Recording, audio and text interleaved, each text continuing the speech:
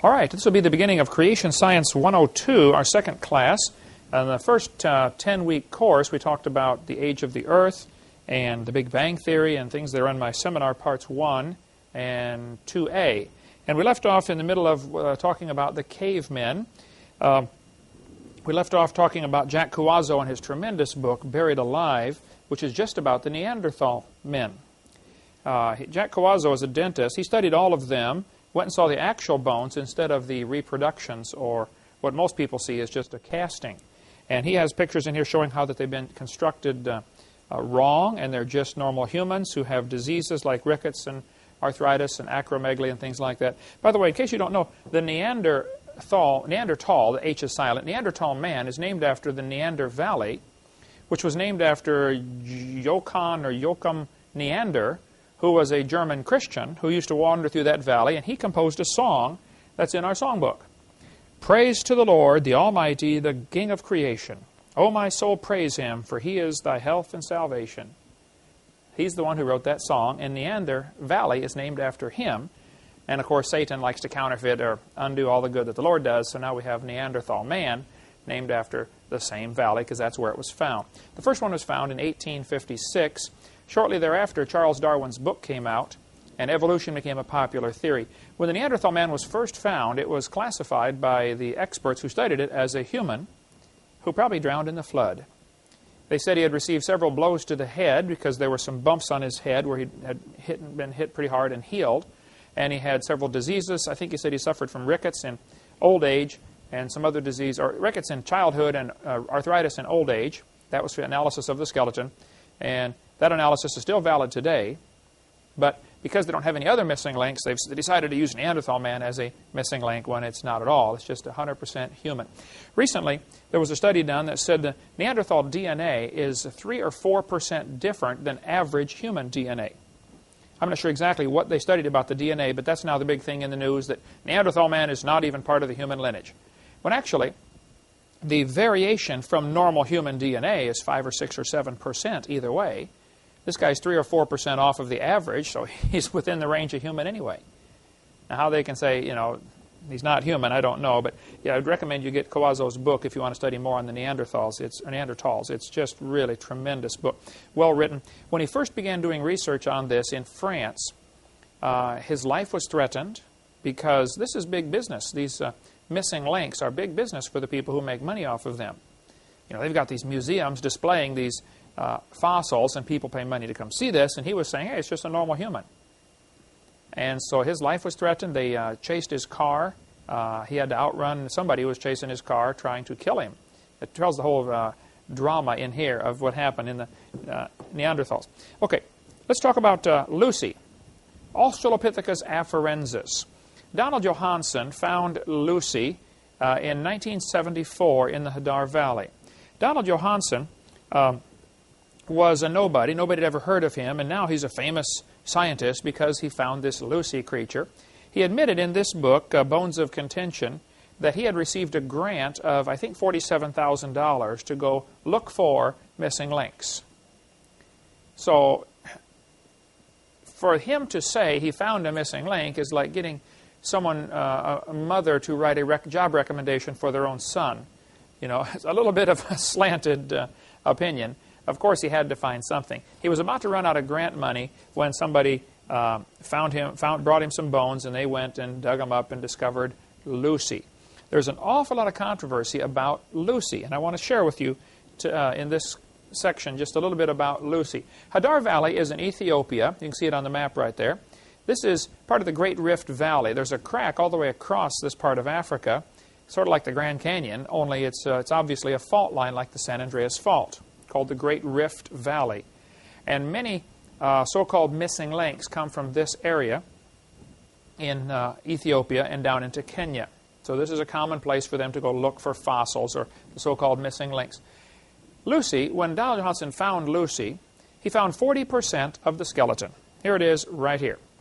While they were digging out these bones, they were listening to a song that was very famous at the time, a rock and roll song by the Beatles called Lucy in the Sky with Diamonds, which has the initials LSD, on purpose. The Beatles were very big into drugs. We can go off on a long tangent there if we'd like. One of the Beatles' songs, as they're singing whatever the main song was, in the background you can hear, if you change the speaker over to the left or right speaker, whichever it is, you hear some people chanting through the entire song, smoke pot, smoke pot, smoke pot, through the whole song, as a subliminal effect to get into the conscience of kids in the early 70s. On one of the Beatles' record albums, on the cover of the album, they're all standing there with their suits and ties, smiling for the picture. All around them is marijuana plants. Now, a lot of people caught that, of course, you know, but wow, it's marijuana plants everywhere. It looks like you know, shrubbery around them or something, but it's all marijuana plants. They were very big into drugs. Anyway, Johansen was listening to the song as they dug it out, so they decided to name this skeleton Lucy. There is an awful lot of controversy about this. There are some who think, and have some pretty good evidence, that the hip bone actually came from a young African girl. It wasn't even part of this skeleton. It was brought later. You have to understand how these guys find their fossils. They will go to Africa and they will hire the local natives to go look for bones. And they will pay them if they're successful, and bring them some good fossil skeletons. Well, in a country where the people are starving to death and any amount of money is great, you know, there's a real strong indication that they're likely to bring in anything, you know, and try to get you to buy it, you know, as a missing link. So Donald Johansen found 40% of the skeleton. This is considered the most complete Australopithecine ever found. So one of the quiz questions will be, what is the most famous Australopithecine? This is supposed to be part of the missing links for, you know, A-U-S-T-R, let's see, we better look that one up. Like Australia, comes from the root word Australia. And then the last part is Afarensis, A-F-E-R-E-N-S-I-S, for Africa. Afarensis.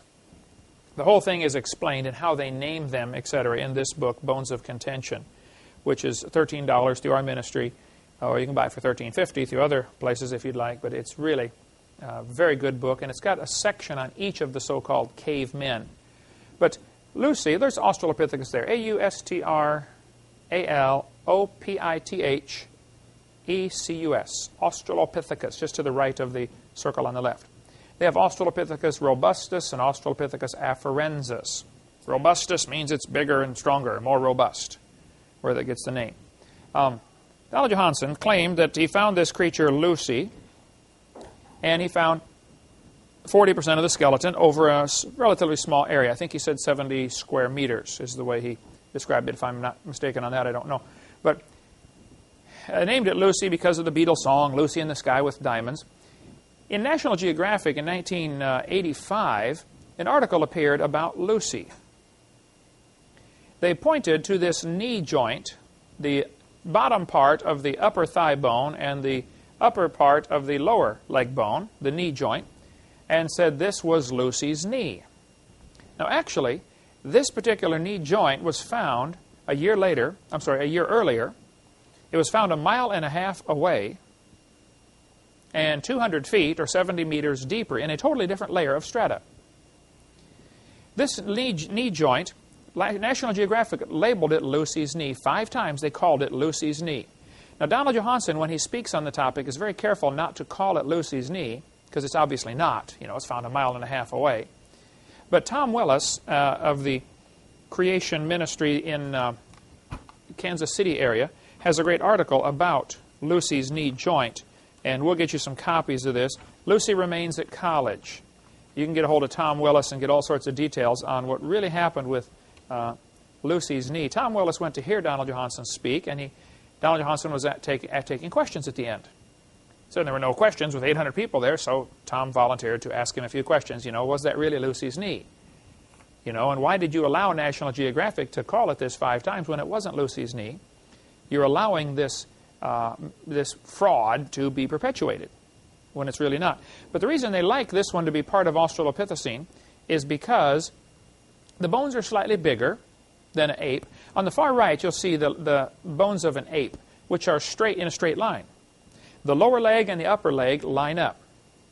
On a human, your thigh bone is angled because your hips are wider than your knees in your normal stance, because we walk upright, whereas an ape that walks on all fours or bent over they have different bone structure in their leg. And so your thigh bone is angled coming off of the knee joint. This one that they called Lucy's knee, actually the Hadar knee, was also angled. He said, this proves it's becoming a human. Tom Willis's number is right there, 816-618, 3610. If you want to get hold of Tom Willis, he's got plenty of material on Lucy, and it really gives them fits over this because they're simply lying to try to claim all this is a missing link. But they're so desperate for evidence for their evolution theory that any evidence is good enough. You know, we'll take it. We'll use it. He said, because the femur was angled, that proves it is becoming a human and learning to walk upright. See, one of the millions of changes that would have to happen between an ape and a human is they'd have to go from walking on 4 legs, mostly. Chimpanzees can walk on 2 sometimes, but it's uncomfortable for them because of the way their hip is built and their back is built. They're more comfortable walking on 4. Plus, their fingers and toes curl under. They're called knuckle walkers. If you watch a chimpanzee walking, you know, they walk on their knuckles like this. They don't walk flat on the bottom of their feet or hands like we would. They have the toes curled under. The femur was angled on this one they found 1.5 miles away that some claimed was Lucy's when it really wasn't. The truth of the matter is, any monkey that climbs trees has angled femurs. It's called abhoral. How do you pronounce that, Jan? You're the English, tree dwelling. Abhoral, living in trees. Tree dwelling monkeys have angled femurs. So it's not proof it's becoming a human. It could be just a tree climbing monkey that he found the bones of. Secondly, his claim was Lucy's knee was slightly bigger than a regular ape. Well, that doesn't prove a thing, of course, you know. The bones of a Clydesdale are slightly bigger than a regular horse. That does not prove it is becoming a truck. It's just a heavy-duty chimpanzee, that's all. And if the Bible is correct, before the flood came, the world was very different. People were living longer and probably growing bigger, and it makes sense that probably everything was bigger and stronger before the world was destroyed by that flood in the days of Noah. So Lucy is not a missing link at all. The St. Louis Zoo has a display up, a wax figure of Lucy. Now, you got to understand, Lucy is 3 feet 6 inches tall. So when you go to the zoo, and I've been there many times, every time I go to St. Louis, I go there just to keep my blood boiling because of all the lies in that crazy place, trying to push evolution. For instance, when you walk in to this one section of the zoo, they've got Charles Darwin sitting behind a desk in his little office. And it's a mechanical thing, and he stands up and begins talking to you about evolution. And the whole zoo seems to be devoted to pushing this one theory of evolution. Why on earth does a zoo have to talk about evolution? Why can't you go look at the animals, you know? But they think they have to use the zoo to teach the boys and girls who come about evolution, and that's what they're doing at many zoos across the country. But actually, for Lucy, not one foot bone or hand bone was found. None. But on St. Louis Zoo's wax figure, they put human feet and human hands. No bones at all were actually found.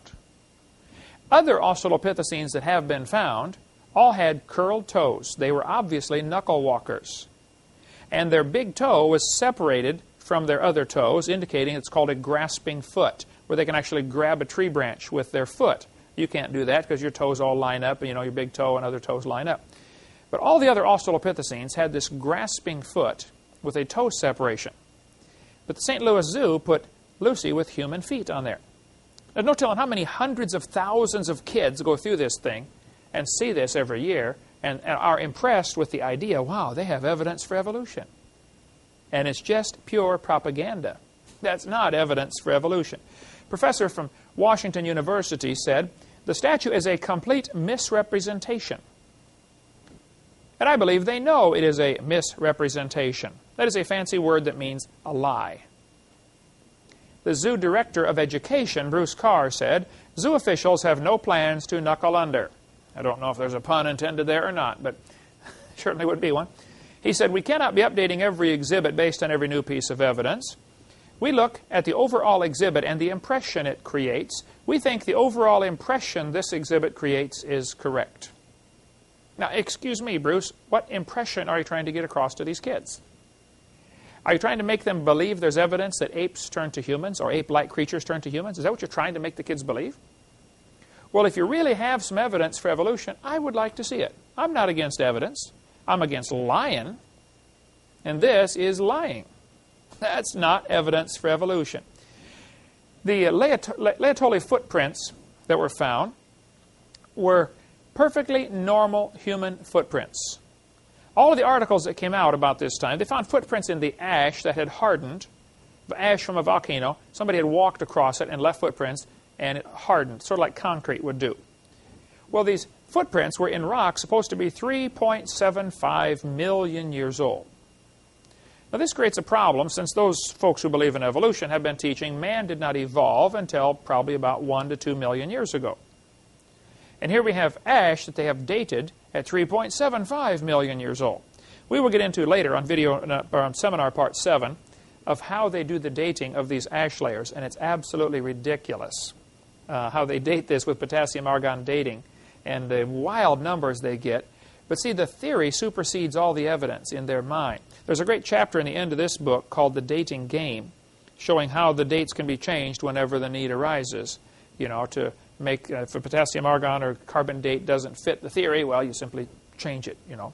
They can date it again as many times as necessary to get the number they were looking for to begin with, which is not science, and I don't understand how they can't see that.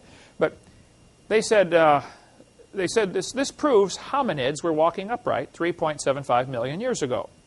Because here you have normal human footprints. Now, they measure numerous things about the footprint. The width compared to the length. This, what's called the straddle. How far apart are the right footprints and the left footprints? The toe out, you know, caster and camber like you do on a car, you know. The stride. By measuring everything about these footprints, they say they're perfectly normal, exactly like ours.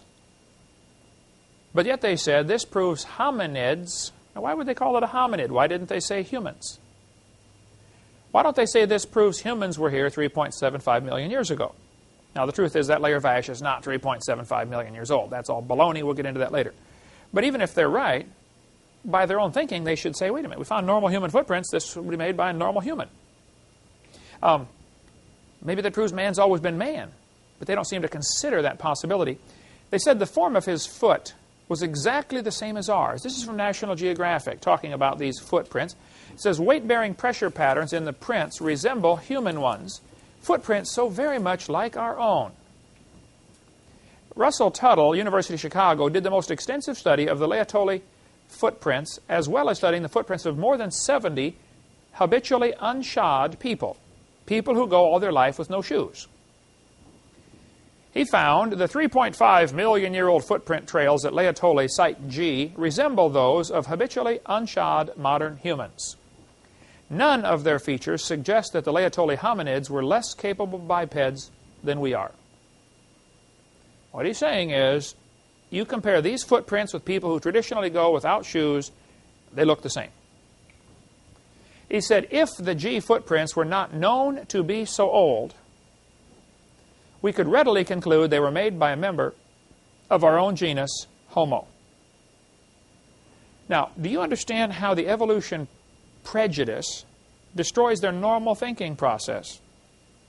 If you walked along the beach and found some human footprints along the beach, you would conclude that a human just walked there in the sand, obviously, right? Here they find normal human footprints in the ash, but because they've already decided this layer is too old, therefore, we know it can't be human. But all the evidence says it was. But see, it goes against the preconceived idea. And this is an example, one of millions of examples that can be given of how evolution theory is protected against any evidence that might go against it. You would think a rational, logical thinking person would say, you know, maybe we should throw out the theory. Normally, in science, you get a theory, you gather evidence. If your evidence contradicts your theory, you throw the theory away and you get a new theory. That's the way it happens in all branches of science except paleontology when it comes to defending the theory of evolution. National Geographic drew a picture of dark-skinned, ape-like people on top of these footprints. Now understand, all they found were footprints. How would you know the color of their skin? One evolutionist got all upset with me and said, well, that's because this is Africa. They're dark-skinned over there. Well, maybe so. But maybe this is a slight racial slam trying to imply that dark-skinned people are less evolved. Hitler certainly believed that. Hitler thought the blacks were inferior to the Aryans, the blonde-haired, blue-eyed Norwegians and Germans. And we'll get into more of that much later on seminar part 5 of my series on how Hitler's philosophy and racism tie together in evolution.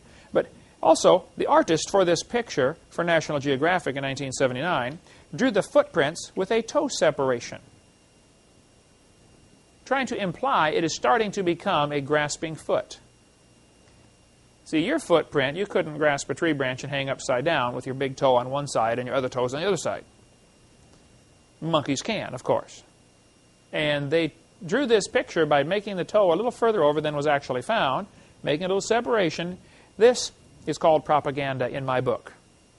I think they should report the facts, and if it contradicts your theory, well then, for heaven's sake, throw away the theory and get a new one.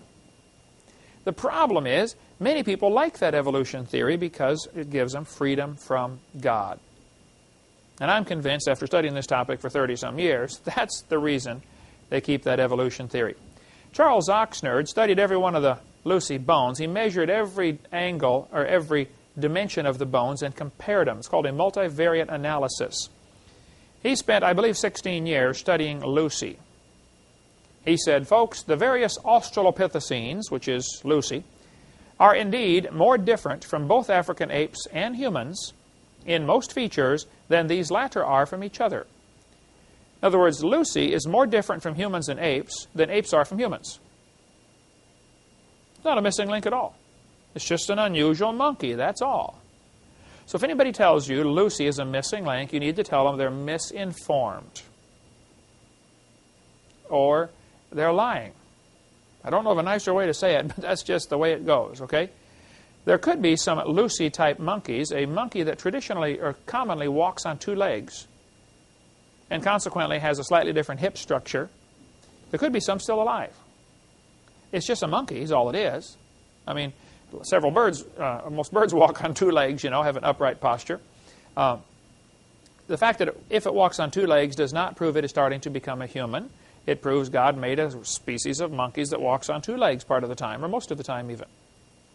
But that Creation magazine is excellent magazine. Back in '96, they had a good article about, is Lucy still alive? Down in Sumatra, which is down near Vietnam area, Indonesia. Experts will tell you there is really no evidence of how man evolved.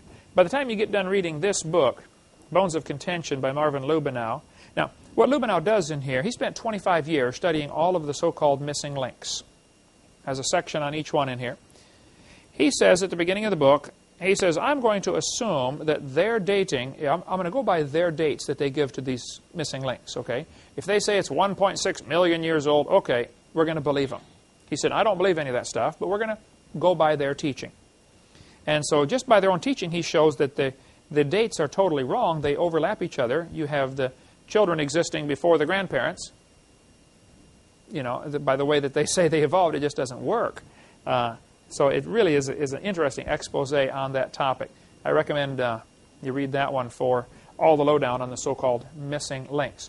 The only missing link I've been able to find is modern man. He's definitely got something missing between his ears.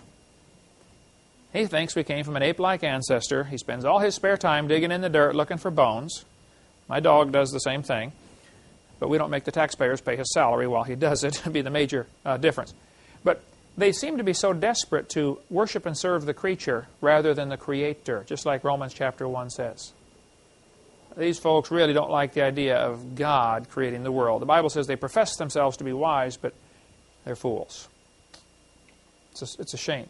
And they are not the enemy. Those who believe in evolution are not the enemy. We need to love them and pray for them and witness to them, and they can be saved like anybody else. They're blinded by the devil. I'm convinced of that. I was in a debate several months ago, and this professor was up there saying, folks, we've got proof for evolution. We found this fossil. It wasn't Lucy, it was another one. We found this fossil, and this proves man came from an ape-like ancestor. When it was my turn, I got up and I said, folks, I'd like to point out the obvious. If this was a court of law, and this guy came in and says, Judge, we have evidence that apes turned to humans, and here's the fossil we found in the dirt. I would say, Your Honor, it's pretty obvious. If you find a fossil in the dirt, all you know is it died. You don't know that it had any kids, do you? You find a skeleton in the dirt. You don't know that it had any kids. You certainly don't know that it had different kids. And why do they think the bones in the dirt can do something the animals today cannot do? Every kind of animal in the world produces after its kind. Humans have humans.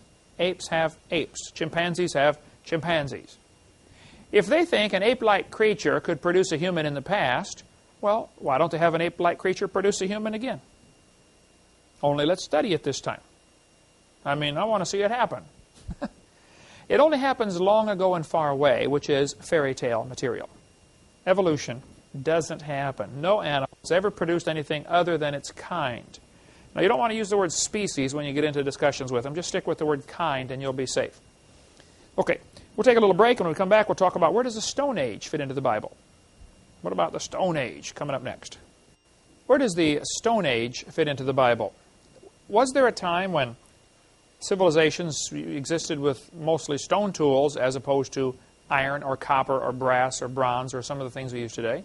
Well, I would point out there are people today who use stone tools. There are what we would call Stone Age civilizations all over the world because that's all that's available to them. I think if there was a general Stone Age for the whole world, it would have been right after the flood because the flood destroyed everything. When the people got off of that ark, they opened the door and walked out, and there's nothing. Everything had been ruined. I mean, you figure they stayed in the ark about 6 months after they hit bottom. How tall would the trees be by the time they walked out the door? You know, this tall, maybe. Seeds floating around do just fine. You know, float around in water for a few months and then germinate. But probably the extra 6 months, I mean, you can plant just about any vegetable and get it up to eatable size in a few months. You know, I don't know what garden lengths are. I know up north it's a little faster because they have longer days than they do down here. So though they have shorter growing season because the days are longer, they end up getting their fruit in or getting their crops in earlier. But so in 6 months you'd have plenty to eat outside for the animals. So that's probably why they stayed in 6 more months. There's simply no reason to go outside. Nothing out there to eat. But they got off the ark and faced just a ruined world. And so you don't tell your grandson, our fax ed, to go to the hardware store and get you a shovel. There aren't any hardware stores. There aren't any shovels. There's nothing. There is no civilization. Gone. It's got going and landing on the moon. So, you know, it's going to take a while to figure out where the iron ore deposits are. You know, where the gold deposits are and silver deposits and copper deposits. You've got to find this stuff, the ore in the ground. Meanwhile, you're going to get hungry. And it takes a while to dig out iron ore, melt it down, and, you know, make iron tools out of it, or steel tools. It takes a while to do that. So, meanwhile, you got to have supper. So it makes common sense that you're going to go make some stone tools, which are much quicker, take some hard rock, chip it sharp, you know, and make stone arrowheads or whatever. So, probably, they faced what I would call a Gilligan's Island situation. Maybe other people in other parts of the world have not seen the video or the movie about Gilligan's Island. Most of you, I'm sure, have seen that, where they're on a ship, you know, and the storm blows them off course, and they land on an island, and they end up, this crew of 8 or 9 people have to live there for years and years and years till the show becomes unpopular, and they take it off the air. But there's nothing to work with. So you have to use stone or bamboo or whatever you can find to make your house, to make your tools, to mortar and pestle. Everything has to be done out of stone. And plus, if you're a nomad society traveling around from area to area, you got to carry everything with you. So now you don't want to have, you know, a bunch of stuff to haul around with you if it's heavy, because whatever you got to carry it. So they would tend to minimize their tools. Now the Aborigines in Australia, even today, some of them are nomadic. They wander around. So they don't carry any tools. So they use their teeth as a vise. And, you know, if you're going to strip the bark off a tree branch, you clamp it down in your teeth while you hold it. Well, that tightens up the masseter muscles. You're always using your teeth. That's your favorite tool. That's your pliers. That's everything, you know. And so the masseter muscle gets bigger just from use so much, you know, like a bodybuilder. And any bodybuilder will tell you the more you use a muscle, the more it pulls on the bone, and pretty soon the body responds by building more bone mass there. So the bones actually get bigger. So Aborigines typically have bigger jaws and a different shaped face than ours. And it's nothing to do with evolution. That's a bodybuilder. They're using their jaws more. That's all it is. And somehow they get this idea that 100 years ago, people were shooting the Aborigines, killing them like cows, thinking they're just, a missing link, and they haven't evolved as far, and it really would be better for the world if we wiped them out. In 1904, at the St. Louis Zoo, where the zoo is today, they had a World's Fair there. 1904 is held in St. Louis. They had a display. A section of the zoo was set up with all pygmies, with their pygmy huts and fires and families living there, as an evolution display to show they hadn't evolved as far. One fella, Ota Benga, his name is, was taken away from his wife and 2 kids and put in a cage with chimpanzees as evidence for evolution. The guy's a little pygmy, about 4'5" or something like that. He went insane and killed himself. We'll cover a lot more on that in seminar part 5 about the philosophy of evolution, what happens. But before the flood, things are doing great, even though the world had been cursed. Now, the Bible doesn't tell us when the curse was, when Adam sinned. I suspect they probably lived in the garden for 100 years. Just for sake of argument, let's assume the only facts we have to go on as far as when Adam and Eve sinned and were kicked out of the garden. Here's the only facts we have. Adam was 130 when Seth was born. Before that, they had 2 kids, Cain and Abel, but no dates are given. They were out of the garden before any kids were born. So they could have easily been in the garden for 100 years before they sinned. I think some people tend to read the Bible and say, wow, God made them, and they sinned immediately. I can't buy that, okay? Could have been 100 years later that they disobeyed God, and then the ground is cursed. What we have from the curse is just a few clues in the Bible. Thorns and thistles are going to come up. It's going to be pain in childbearing, and it's about all you're going to get from the Scriptures. You're going to have to work for a living now. So apparently something changed. Now, God gave a lot of commands to these people in the garden before the flood. He told them to eat all vegetables and plants. We'll see that later on. Genesis 1:30, 29 and 30. All the animals were vegetarian. They were supposed to be. But that doesn't mean everything was obeying God. I mean, the reason we had that flood is because they were disobedient. So the fact that God told them to do something a certain way does not mean that they were. I mean, I hope they were, but apparently somebody wasn't, because God had to come down and destroy the whole world. But before the flood came, under this canopy that the earth had, we talked about that in the last class, the canopy of water is probably the best theory, though it's not provable, probably the best theory to explain why things were so different before the flood. Rhinoceros was found in Nebraska, a hornless rhinoceros, 18 feet tall. We figure this ceiling in here is 12 feet tall. 6 feet higher than the ceiling. That's a big rhinoceros. It was 30 feet long. This room is 32 feet wide. That's a big rhino, okay? Now, the textbooks will tell the kids this is a prehistoric animal. Now, this is interesting. The word prehistoric was just invented in the last 100 years or so. I got some old dictionaries to look up the word prehistoric. Somebody sent me one from 1766. Dictionary of the English Language. When I went to look up prehistoric, it wasn't there. So if you had seen somebody during the time of the Revolution here in America and said, what do you think about the prehistoric times? Well, they wouldn't know what you're talking about. There's no such thing. Because in their mind, history starts at the creation. And the world is 6,000 years old. That's what they believed. In 1860, during the Civil War, if you had asked Robert E. Lee, what do you think about prehistoric times? There was no such word. The word did not exist. Darwin's book came out in 1859. Now, there were people before 1859 who believed the earth was millions of years old. But the majority of the population believed the Bible was right. The earth is about 6,000 years old. Because that's what the dates add up to if you figure it out. That's what it says. I haven't been able to find the exact year the word prehistoric was added. If you want to do that, send it to me. Let me know. Somebody sent me a 1928 dictionary. It is in there. That's the earliest one we can find it in. And the last one I've seen that we can't find it in is 1860. So somewhere during that time frame, I would guess around 1900, the word prehistoric was added to the dictionary. Now, there really is no such thing as prehistoric. There is no such thing. See, the Bible says, in the beginning. Well, how do you go before that? There are things that are pre-flood, but that is not prehistoric. So don't fall for that. I think before the flood, if there was a canopy overhead, it would increase air pressure. Now, increased air pressure changes the size of insects you can have.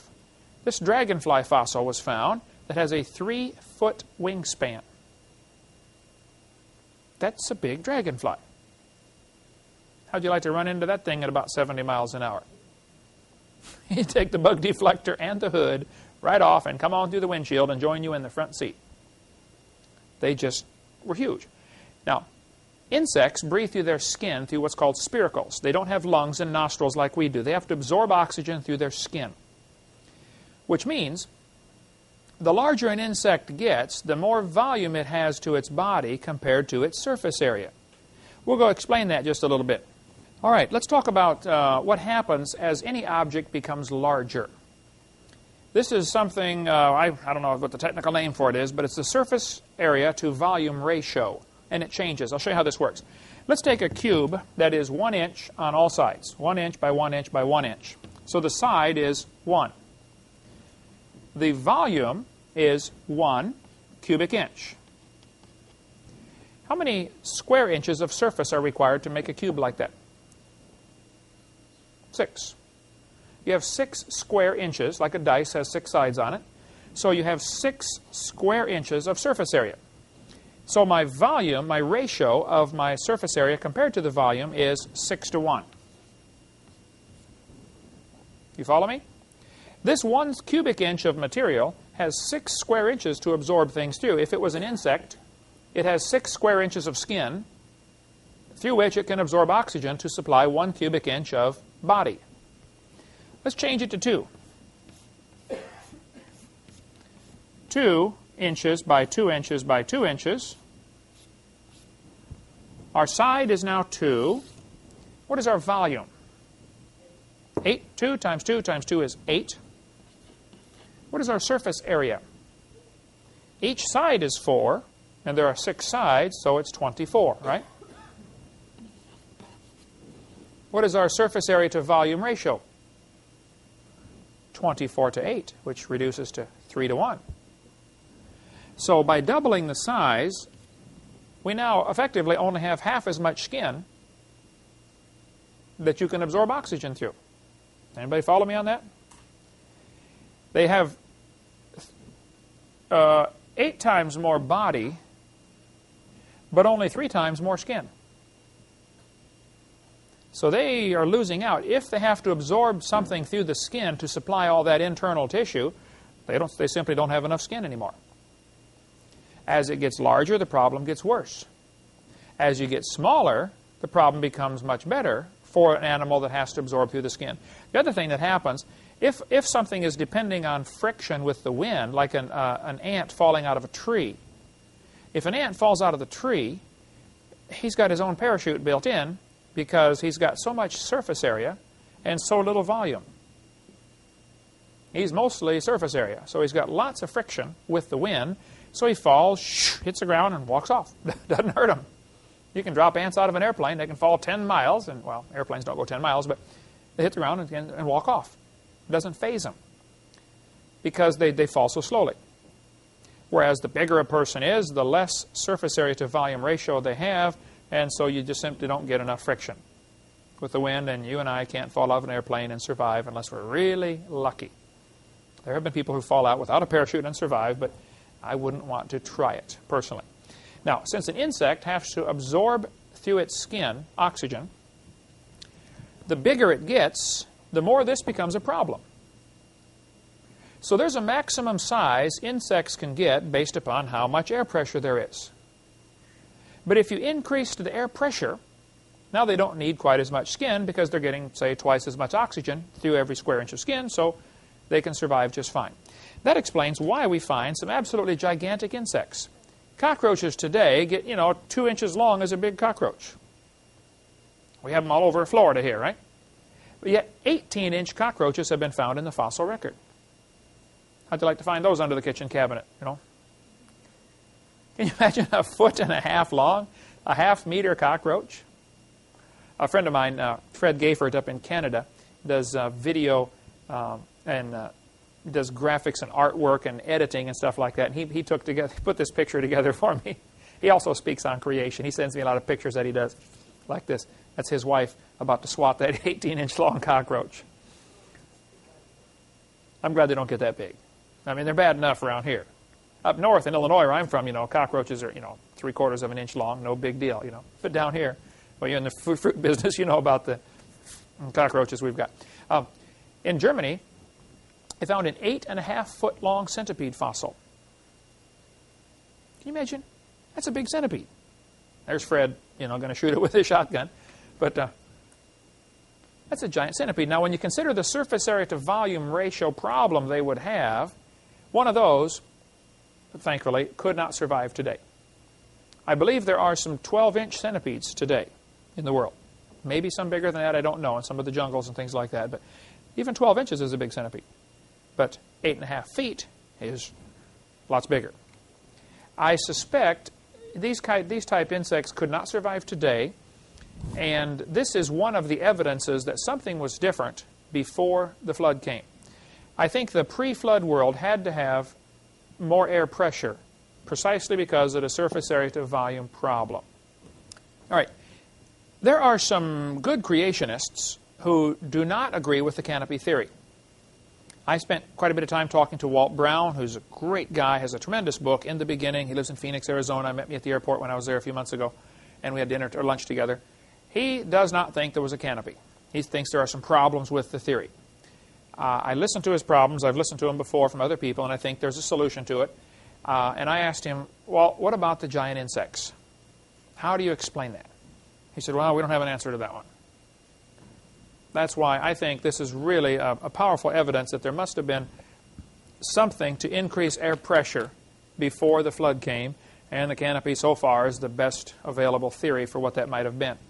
Grasshoppers have been found that are 2 feet long. These are fossils of grasshoppers. When you consider they not only have to get oxygen to their skin to survive, they have to fly. Now, flight takes an enormous amount of energy and a lot more oxygen than just walking does. So they'd have to have something very different about the grasshoppers. Cattail fossils have been found that are 60 feet tall.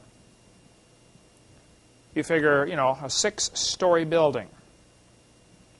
That's a big cattail. Just what's called, they call it a cone. The brown part on the cattail is called the cone. Just the cone is 10 feet long. As high as these pillars. That's the cone on these cattails that are found fossilized. A donkey was found in Lubbock, Texas that was 9 feet high at the shoulder. Again, the pillar's 10 feet tall for comparison, so figure 9 feet to the shoulder of the donkey. Buffalo horns have been found that have a 12-foot horn span. That would be a big buffalo. The core to this buffalo horn, see, cows and buffalo have the bony part in the middle, and then they have the horn sheath on the outside. The horn is actually longer than the bony part inside. It's called the core, the horn core. And Carl Baugh has the horn core up in his museum. If you're ever going across Texas, you can stop and see Carl Baugh's museum in Glen Rose, where this horn core is. The horn core is 8 feet. So the buffalo had 12-foot horn. I tell folks, you show me a home where that buffalo roams, and I'll show you a wreck. That would have been a disaster. Beaver fossils are found indicating they got 8 feet long. I was preaching up at Maranatha Baptist Bible College in Wisconsin, and I stopped in Johnson Creek, Wisconsin, just north of the Illinois border, and I met Jim Erb. There's his phone number. Jim was working on his farm, digging something with a tractor, and found this beaver jaw, fossilized. They dug around, did not find anything. They didn't find the rest of the beaver. All they found was the lower jaw. They dug around for a while. Some university professors came out there and dug for a while, couldn't find the rest of it. But there's other indications around the world that beavers were absolutely huge. This beaver would have been about 8 feet long. And, if the world before the flood was vastly different with much larger trees, you would need much larger beavers to chew them down. Everything was kept balanced back in those days also, just like God takes care of everything. Increasing air pressure also increases the amount of oxygen that diffuses into the water. Our little fish pond out here, we have a fountain that's bubbling to try to add oxygen to the water. Because fish have to breathe underwater. You know, they suck the water through their gills, and the gills absorb the oxygen and get it into their bloodstream. Well, eventually, pond water can become stagnant, and the fish will all die because they've used up all the oxygen in there. But if you increase air pressure, more oxygen goes into the water. Which means, if the world had greater air pressure, it would not only increase the size of the insects and increase the size of the trees, it would increase the size of the fish and the number of fish that can survive per cubic mile of ocean water. Because now there's more oxygen available, which means everything changes, okay? Lots more things grow in the water, and lots more fish eat those things, and so there's less competition for food, so you get a larger population that can survive in a given area. Today, you know, farmers out in South Dakota, for instance, you have to have about 10 acres to raise one cow. Whereas you get down here in Florida, you only have to have, say, 1 acre to raise 2 cows. You know, half acre supplies enough grass for a cow. I don't know what the ratio is, but that's the idea. You have just more food available. What if you had a pre-flood world that had greater air pressure, greater carbon dioxide, you get much more plants growing, many more plants growing per acre. Now the animal population can skyrocket, and it's not a problem. There's no competition for food. Which means there wouldn't have to be any carnivorous animals. As long as there's plenty of food, the animals don't fight. If there's plenty of food around, there's no reason to be upset about it, you know. It's only when things get tight, you know, that they start to argue and bicker and fight over things. A shark's jaw, like this one, you can tell roughly the size of the shark by how big the teeth are. And it's different for different species of sharks, and there's probably 80 or 100 different species of sharks, or varieties of sharks, but generally the rule is a 1-inch tooth means the shark was 12 to 15 feet long. When I was in Hawaii, we went over to the Big Island to see the volcano. You were with us, Marlissa, weren't you, on that one? And we bought this shark's jaw, and the guy said it came from about a 15-foot shark. Now, sharks have all cartilage. They don't have any bones in their body, except for the teeth. Well, it's not really bone, but that's the hard part.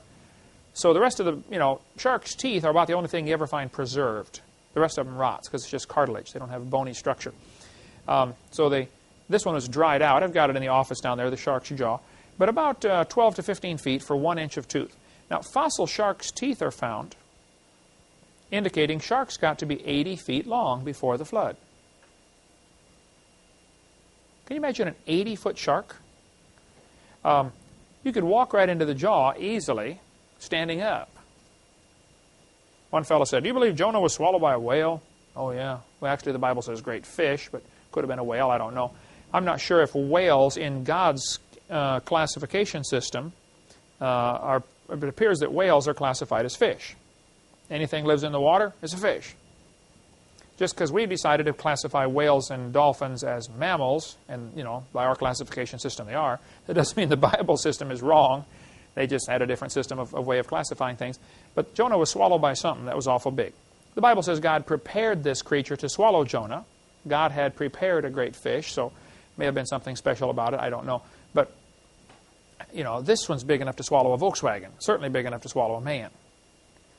If you get J. Vernon McGee's book, commentary on Jonah, you're J. Vernon McGee, the guy on the radio, you know, this is J. Vernon McGee, you know, God bless you, my beloved. You know, he's been long dead now, but if you get his book on Jonah and read this commentary, he goes through several instances where people or animals have been swallowed and lived, swallowed by a whale and lived.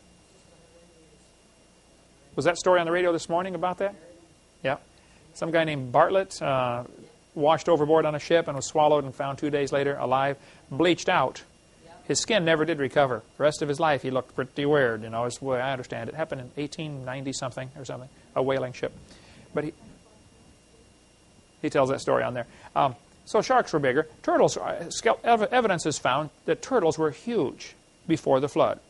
This one is in Peabody Museum, which is in Yale University in Connecticut, showing a turtle about 12 feet, maybe 13 or 14 feet. I don't know how long the tail was. That would be a large turtle. Birds, fossils. Now, birds don't fossilize easily because their bones are hollow. Because bird bones are hollow, which gives them really more strength and less weight. If you notice bridges, the structure of bridges is often full of holes. It relieves some of the weight and adds more surface area. It goes into another physical problem of if you take a piece of solid pipe and bend it, if you drilled a hole all the way through the middle of the pipe, a hollow pipe would be harder to bend because it has more surface area. Less mass, but more surface area, and actually is harder to bend. So oftentimes, hollow is stronger.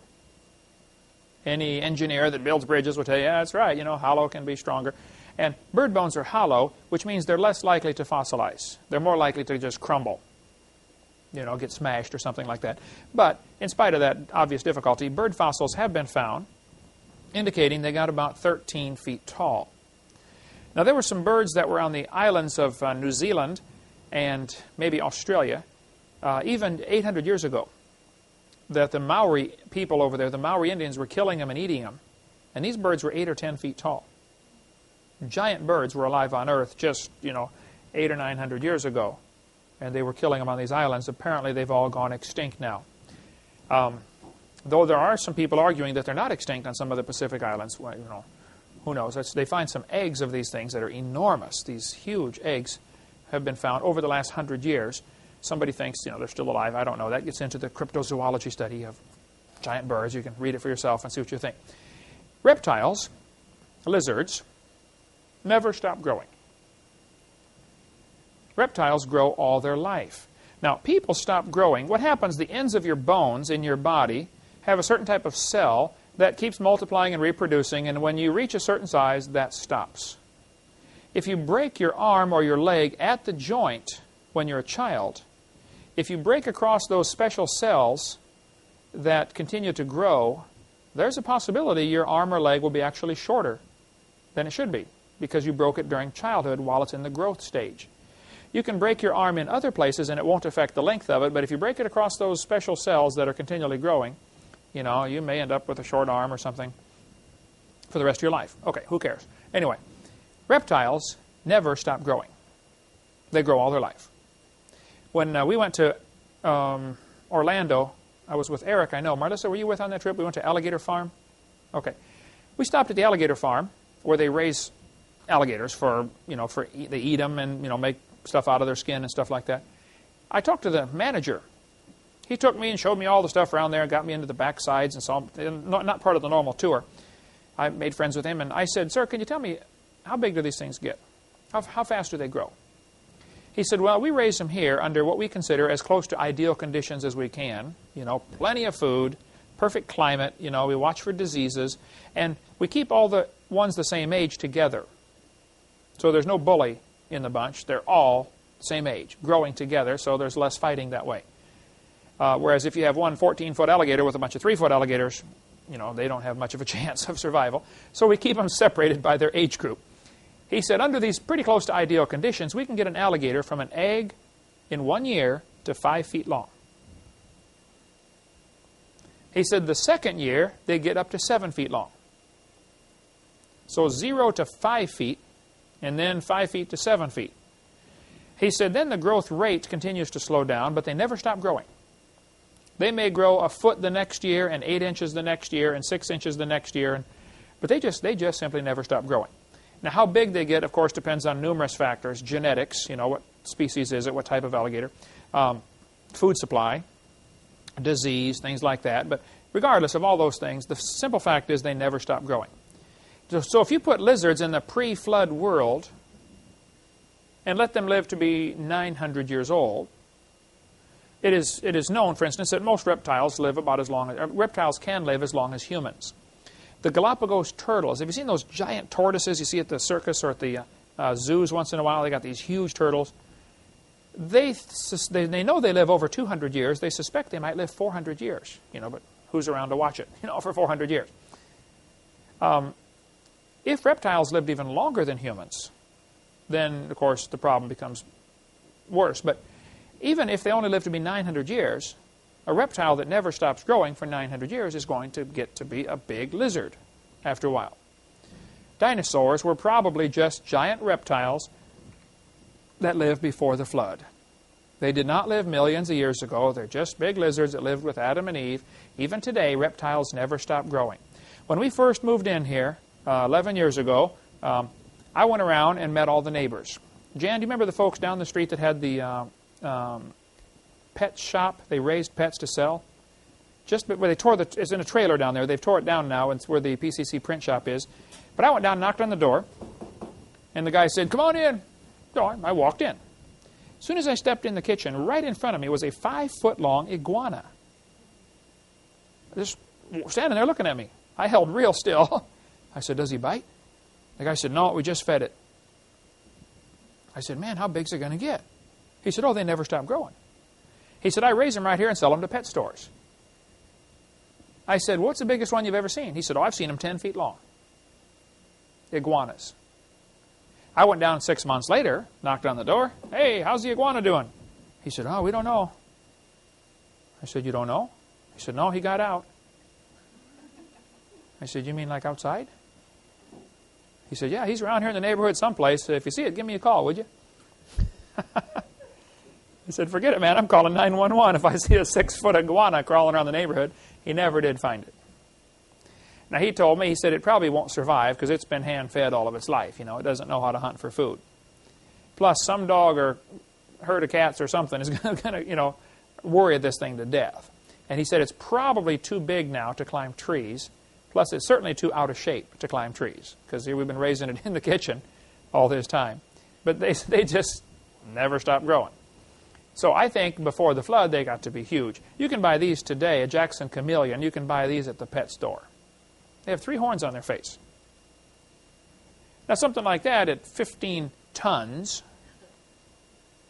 would probably resemble what we have as the Triceratops. Man and dinosaurs lived at the same time. The Bible says God made everything in 6 days, so he made dinosaurs at the same time. Human and dinosaur bones have been found together, proving they lived together.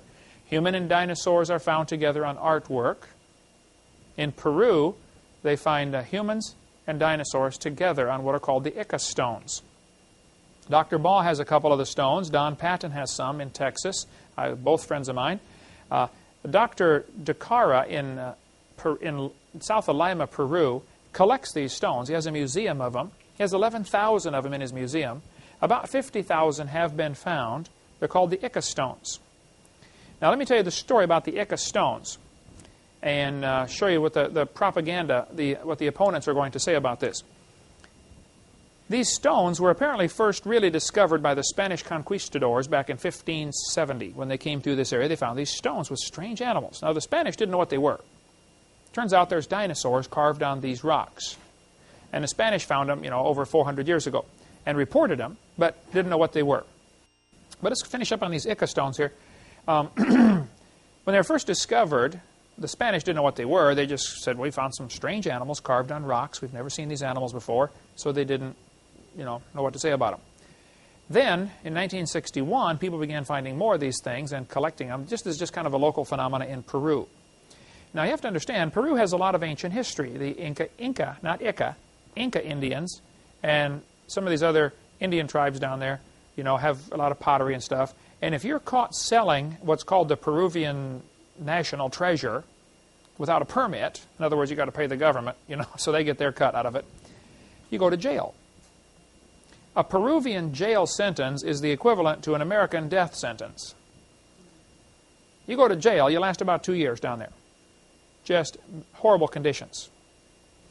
So, one farmer who's been finding these stones on his property and selling them to Dr. DeCara, for instance, or other people, you know, souvenir hunters. Wow, look at this rock with dinosaurs and humans on there. He's been selling these things. He's finding them. He doesn't tell people where he finds them because, of course, they're going to go steal them, you know, out of this grave. But he was put on TV in front of the camera, and they were interviewing him. Some media thing was saying, you know, tell us about these stones you have with dinosaurs and humans on there. Right behind the camera were 2 Peruvian police officers waiting for him to say, I'm finding them and selling them, so they could arrest him. So instead, the farmer stood on camera and said, oh, I make these stones and sell them. It's a hobby of mine. So they said, would you please make some for us right here? And so he carved one, and it was a horrible, like a child's picture compared to real artwork, and nothing at all similar to these stones he's selling. Also, they analyzed these stones and found out they have an oxidized coating. Most materials, over time, they oxidize. They react to the oxygen in the air, and they develop a coating on it. Your car does the same thing. The paint starts to lose its shine as it gets an oxidized coating, and use rubbing compound to get that off and shine it back up. Well, these stones have an oxidized coating that would take a minimum of 200 years to develop that much oxidation. So nobody's making these in the last 200 years. Now, why would anybody make 50,000 stones? Don't they have something else to do with their time than sit around and carve dinosaurs and humans together? The other interesting thing about these stones, we'll get into more of that later, is the dinosaurs that are on there have circles on the side. Nobody has ever seen dinosaur skin, because when you find a dinosaur in the ground, you find the bones. Okay, the rest is rotted away. So nobody knew for sure what dinosaur skin looked like. Until 1992 or 3, I believe, somebody in Bolivia found fossilized dinosaur skin. And guess what? There were Rosetta patterns, circles. The scales were arranged in like nodules on the side. They actually had circles on them. There's no way they could have known that when they made these stones, because the skin was just discovered in the last 10 years. Carl Baugh has the piece of dinosaur skin in his museum in Texas, the one that was found. I met the missionary. I met the wife of the missionary, or the best friend of the missionary or something, who found it down in, I believe it was Bolivia or Peru. Bolivia, I'm pretty sure. Anyway, we'll get into more of that later. Okay, so that's about the dinosaurs and humans living together. Next class, we'll talk about dinosaur and human footprints. I've read all the controversy for and against this, and we're going to explain the whole thing about the truth, what I consider to be the truth about the dinosaur and human footprints in our next class. Thank you for joining us.